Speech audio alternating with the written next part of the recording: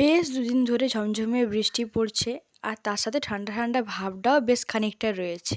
এই ওয়েদারে গরম গরম ফুলকো ফুলকো লুচি খেতে কারই না ভালো লাগে বলো তো। আজ রাত্রেবেলায় এই ঠান্ডা ঠান্ডা ওয়েদারের কারণেই হয়েছিল গরম গরম লুচি আর ফুলকপি আলু দিয়ে তরকারি। শুধু ময়দার লুচি আমার পোষায় না, আটা আর ময়দা দিয়ে যে লুচিটা হয় এটা আমার খেতে বেশ ভালো লাগে, আর এটা আমার বেশ পছন্দেরও। আর আজকে ফুলকপির তরকারিটা খুবই ভালো হয়েছিল। যদিও আলুর দম দিয়ে লুচিটা খেতেই আমি খুব ভালোবাসি আর বেশ পছন্দও করি, কিন্তু চোখের সামনে এরকম রসিয়ে কষিয়ে রান্না করা ফুলকপি আলুর তরকারি থাকলে সেটা কি আর এড়িয়ে যাওয়া যায়? তোমরাই বলো।